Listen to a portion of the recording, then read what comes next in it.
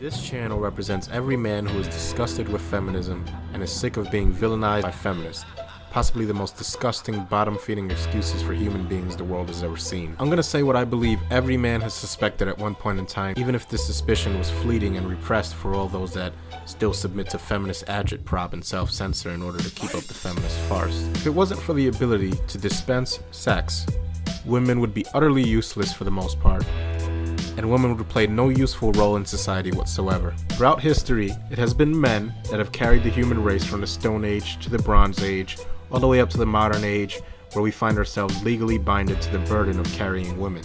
Female independence is a joke when you have things like alimony and child support.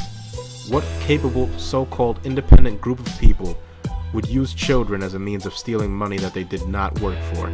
How can women as a group claim to be useful, productive members of humanity if they do this? Ask yourself if I'm wrong. Look over to the woman you're with and ask yourself and answer honestly. If it wasn't for the fact that she could dispense sex, and if it's something that you want, have children for you, would you ever talk to this woman at all? Does she have any other redeeming qualities that would keep you around if sex simply did not exist?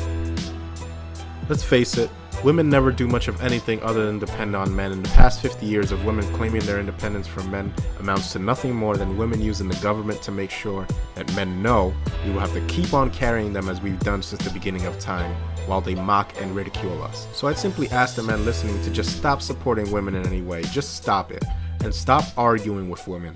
I've personally made the decision that I'm done trying to justify anything for women, the group of human beings on this planet with the lowest and poorest understanding of what justice, fairness, and equality actually are. A group of human beings that can pretend an injustice is justice so long as enough women pretend to agree that it isn't an injustice. Why argue with a group of people that can collectively re-engineer their version of reality to avoid any kind of responsibility or fairness? Why go back and forth with a group of people who believe that they are utterly and completely above having to triumph over hardship? In their reality, such things are reserved for the subhuman workhorses they call men. What I mean by women being unable to understand what justice and fairness actually is, we can use the concept of abortion. Now, I saw a report the other day of a man being arrested and charged with attempted murder for trying to force his pregnant girlfriend to have an abortion at gunpoint. The man was charged with attempted murder of the unborn child, not the girlfriend. And on the comment section, feminist women were saying that it is attempted murder because the woman didn't want the abortion.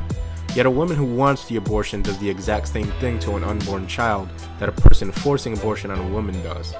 Case in point, women believe that they should be able to define life at any point in time during pregnancy.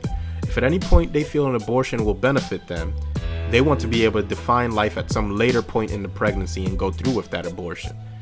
If they're being forced against their will to have an abortion, they want to be able to define life at that very moment and charge someone who forces them into abortion with the murder of that life. They want free reign to bypass any sort of ethical, moral, religious, and even scientific definition of what constitutes life, as they believe it is their divine right to set the Rubicon point where life begins at their own discretion. Which is why I've understood for a while now that arguing with a woman over something like abortion, divorce, or alimony is futile, time-consuming, and counterproductive. Some of my listeners have asked me why I'm now choosing to censor bothersome females, manginas, and feminist apologists, and the answer to that is simply this.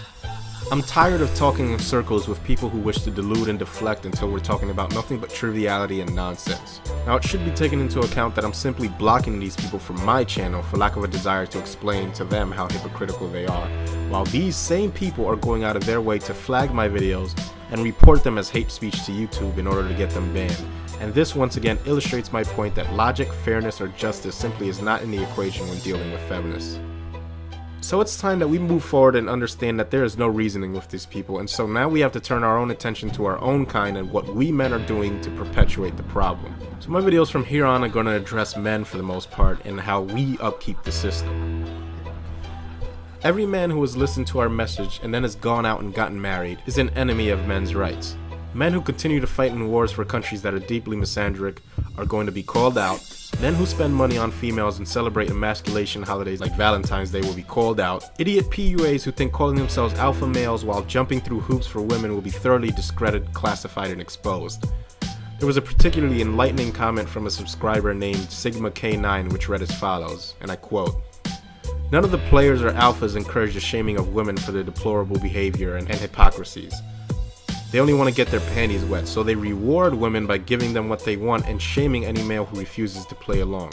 In that sense, the players and the feminists are on the same side. They just have different methods of punishing the heretics." End quote. I love the fact that he uses the word heretics because it illustrates the damn near religious obsession that PUAs use to chase pussy, trying to emulate something they'll never be in hopes of women liking them. PUAs believe they've developed some kind of technique for getting loads of women, when all I see them doing is telling unsuspecting men to spend money on bars and club cover charges to act all alpha in the mini matriarchies that is the Saturday night bar and club scene throughout the West on any given weekend. Then they tell them to spend money on fashion and to consider getting their eyebrows plucked and always make sure you're up on the latest fashion. That's right, fashion. These PUAs actually recommend that men stay up on the latest fashion for men so that they can always look alpha. Let me tell you more on something. Male fashion is an oxymoron. Women have fashion, men have clothes, because men understand that the reason for clothes is to, and I know this won't jive with your alpha bullshit PUA indoctrination you've been lobotomized with, but the reason for clothes is to clothe. I know that's a foreign concept to you pussy chasing lapdogs, but it's time we stop telling men to spend money on anything designed to impress females, including bars, drinks, club cover charges, and overpriced articles of clothing that do nothing but serve as plumage for STD-ridden bar sluts. Economic independence from women and their courtship requisites. That's what men need. Drive down the price of pussy, ridicule female supplicators like manginas and white knights, expose those that seek only to thrive in the iniquities of the clubs and bars that uphold female hypergamy and the cost of pussy price gouging that it supplies to females. I mean, does it bother anyone else that we have an entire industry designed to tell men how to walk, talk, dress, and act so that women will want them? Does it not alarm anybody when they see the sheer magnitude of time and effort invested into this stupidity? What possible benefit are we getting from it? Listen to me. Open your ears and listen to me. I don't go out of my way to buy fancy clothes or try to act like a so-called alpha male, whatever the fuck that bullshit means. And believe me when I say this to you, I get laid without doing any of these things. And I suppose that's what makes me a man, the fact that I have access to a vagina. Well, before I started banging the girl I'm with now, I didn't get laid for almost a year. I was the same person, same in every way. I haven't come into any huge sum of money since I started getting laid. I haven't acted differently, I haven't changed the clothes I wear, I haven't changed the car I drive, I haven't adopted any PUA technique. I was the same man when I wasn't getting laid as I am today. So let me ask you, was I any less of a man when I wasn't getting laid? Have I proven my manhood to you now? Have I earned your respect? Am I an alpha now? Or do I need more access to other vaginas in order to earn that coveted distinction? Do you see how completely stupid that shit sounds? Do you see how we've allowed women to dictate our worth based on access to an inherent anatomical orifice that they never had to work for, that they were just born with? Do you see this as the unattainable fool's errand that it is? The worship of pussy and women has to stop, and I intend to do as much as I can do to show men exactly what female worship is all about.